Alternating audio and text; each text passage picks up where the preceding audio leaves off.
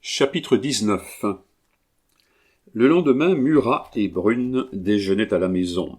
On déjeuna dans une chambre au premier. De la fenêtre de cette chambre, on voyait Montmartre, et je me rappelle que je suivais des yeux un immense cerf-volant nageant gracieusement dans l'air au-dessus des moulins à vent, lorsque mon père m'appela, me mit le sabre de Brune entre les jambes et le chapeau de Murat sur la tête, et me faisant faire en galopant le tour de la table, « Mon enfant, me dit-il, n'oublie pas plus aujourd'hui que tu as fait le tour de cette table, le sabre de Brune entre les jambes et le chapeau de Murat sur la tête, que tu n'oublieras que tu as embrassé hier Madame de Montesson, veuve du duc d'Orléans, petit-fils du régent. Vous le voyez, mon père, je n'ai perdu aucun des souvenirs que vous m'aviez dit de garder. C'est que, depuis que j'ai l'âge de raison, votre souvenir vit en moi comme une lampe sainte et continue d'éclairer toutes les choses et tous les hommes que vous avez touchés du doigt, quoique le temps ait détruit ces choses, quoique ces hommes, la mort les ait emportés. Au reste, chacun de ces deux hommes, assassinés tous deux, 10 ans après, à 2 mois d'intervalle, j'ai payé mon tribut de souvenirs, à l'un à Avignon, à l'autre au Pizzo. Hélas, qui eût dit que cet enfant de 3 ans, qui tournait joyeusement autour d'eux, raconterait un jour leur mort, après avoir mis sur le lieu même du meurtre ses doigts dans le trou même des balles qui ont traversé leur corps et creusé la muraille. Oh, mystérieux avenir, toujours sombre et parfois sanglant. Au fur et à mesure que tu te déroules, dis donc aux hommes que c'est par pitié pour eux que Dieu a permis que tu leur demeurasses inconnu. Un dernier mot sur ce déjeuner. Mon père ayant consulté Corvisart, et quoique Corvisart eût tenté de le rassurer, mon père se sentait mourir. Mon père avait essayé de voir l'empereur, car le général de l'armée de l'intérieur, Buonaparte, était devenu l'empereur Napoléon, et l'empereur avait refusé de voir mon père. Celui-ci s'était donc rabattu sur Brune et sur Murat, ses 2 amis, qui venaient d'être nommés maréchaux de l'Empire. Il avait toujours trouvé Brune le même, mais Murat tout refroidi. Ce déjeuner avait pour but de nous recommander, ma mère et moi, à Brune et à Murat. Ma mère qui allait être veuve et moi qui allais être orphelin, car mon père mort, sa retraite mourait avec lui, et nous restions sans fortune. Tous deux lui promirent, le cas échéant, que tout ce qui serait en leur pouvoir serait fait. Mon père embrassa Brune, donna une poignée de main à Murat et quitta Paris le lendemain, la mort dans l'âme et dans le corps tout à la fois. Nous partîmes de Paris. Ce retour n'est pas plus présent à ma pensée que l'aller. Je revenais seulement avec 3 ou 4 souvenirs qui, après s'être un peu assoupis dans ma jeunesse et mon adolescence, devaient se réveiller flamboyants dans l'âge viril. Où revînmes-nous ? Je n'en sais rien. Je crois cependant que c'est à Villers-Cotterêts. Je me retrouve comme souvenir vers le 3 octobre demeurant rue de Soissons, au fameux hôtel de l'Écu, dont mon grand-père était propriétaire lors de la célébration du mariage de sa fille. Seulement, comme cet écu était l'écu de France, que l'écu de France portait 3 fleurs de lys, que les fleurs de lys avaient cessé d'être de mise depuis 1792, l'hôtel de l'Écu était devenu l'hôtel de l'Épée, et était tenu par un monsieur Picot, qu'on appelait Picot de l'Épée, pour le distinguer de 2 autres Picots, l'un qu'on appelait Picot de Noue, l'autre Picot l'Avoué. J'aurais à revenir sur ces 2 derniers qui sont intimement liés à l'histoire de ma jeunesse. Je me rappelle que vers la fin d'octobre, un cabriolet vint nous prendre sous la grande porte. Nous y montâmes, mon père et moi, et nous partîmes. J'étais toujours très joyeux quand mon père m'emmenait avec lui dans ses courses. Cette fois, nous traversâmes le parc.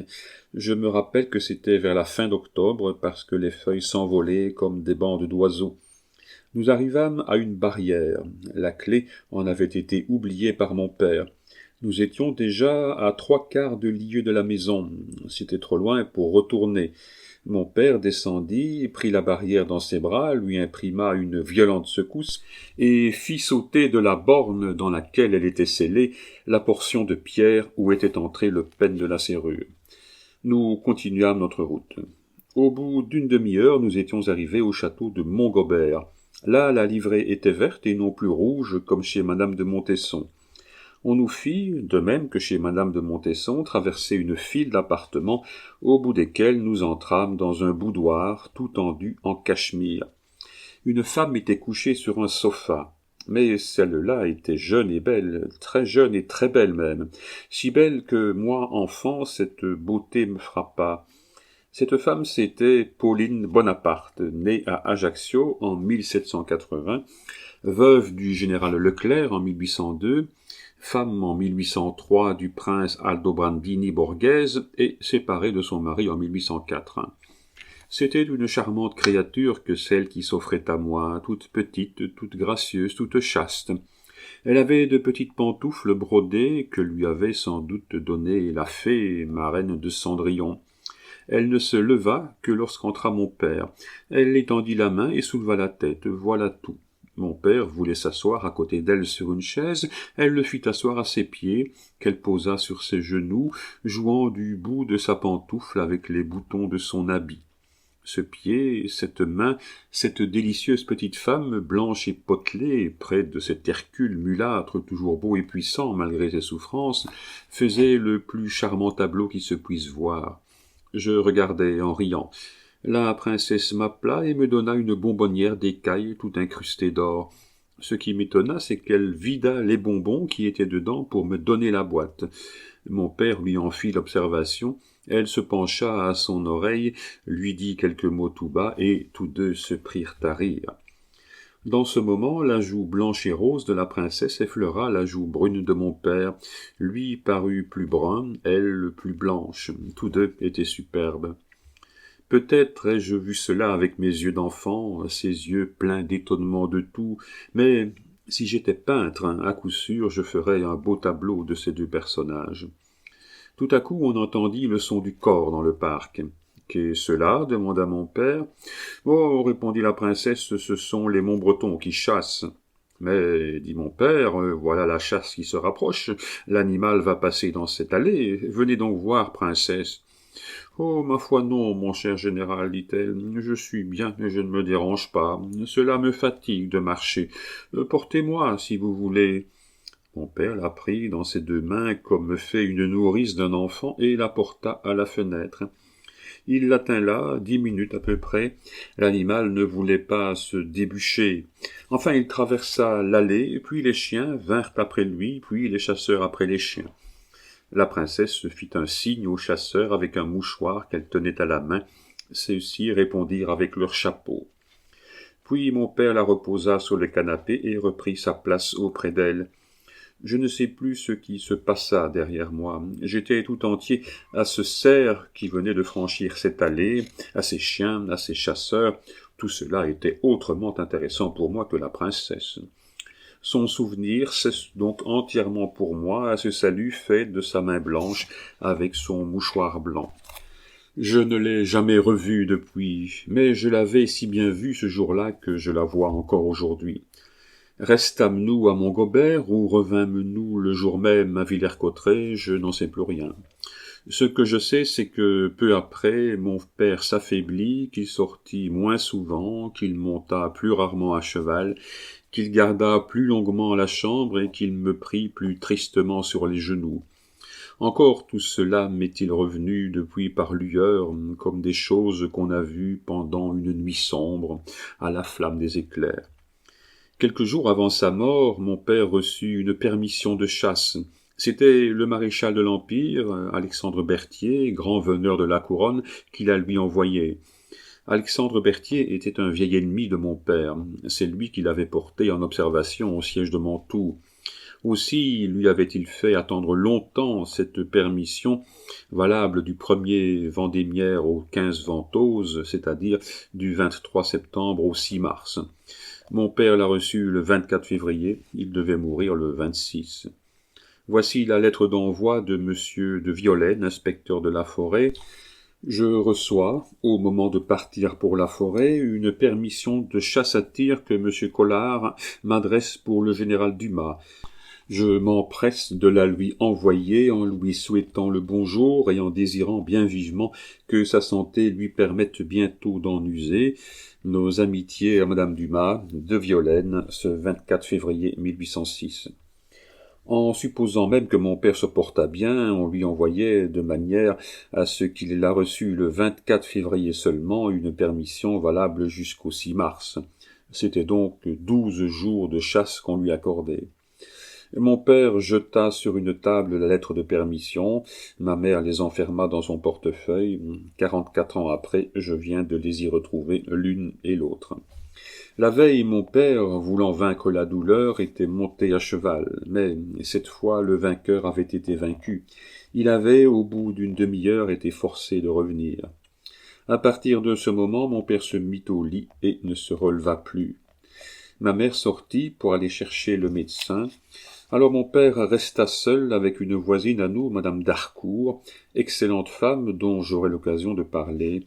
Mon père eut comme un instant de délire et de désespoir. « Oh !» s'écria-t-il, « faut-il qu'un général qui, à 35 ans, a commandé en chef 3 armées, meure à 40 ans dans son lit comme un lâche? Oh mon Dieu, que vous ai-je donc fait pour me condamner si jeune à quitter ma femme et mes enfants ?»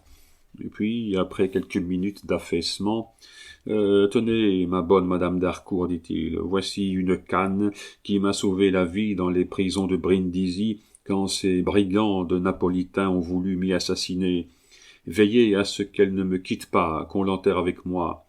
Mon fils ne saurait pas le prix que j'y attache, et elle serait perdue avant qu'il pût s'en servir. » Madame d'Harcourt, qui voyait bien qu'il y avait un peu de délire dans ses paroles, lui répondit, pour ne point le contrarier, qu'il serait fait comme il le désirait. « Attendez, dit mon père, la pomme est en or. »« Oui, sans doute. Eh bien, comme je ne laisse pas mes enfants assez riches pour les priver de la somme que vaut cet or, si peu considérable qu'elle soit, portez ma canne chez Duguay, l'orfèvre en face d'ici, qu'il fonde la pomme, qu'il la fonde en lingot, et qu'il m'apporte ce lingot aussitôt qu'il sera fondu. » Madame d'Harcourt voulut risquer une observation, mais il la pria si doucement de faire ce qu'il désirait qu'elle y consentit, prit la canne et la porta chez Duguay. Au bout d'un instant, elle rentra, n'ayant eu que la rue à traverser. « Eh bien, lui demanda mon père, eh bien, demain à 6 heures du soir, général, vous aurez votre lingot. »« Demain à 6 heures du soir, répéta mon père, soit, il est probable que je ne serai pas encore mort. » Le lendemain, en effet, Duguay apporta le lingot. Le mourant le remit à ma mère. Il était très affaibli déjà. Cependant, il avait encore toute sa tête et continuait d'entendre et de parler. À 10 heures du soir, sentant que la mort approchait, il demanda l'abbé Grégoire. L'abbé Grégoire était non seulement un bon prêtre, mais encore un excellent ami. Ce n'était point une confession que le mourant avait à faire. Dans toute sa vie, mon père n'avait pas une mauvaise action à se reprocher.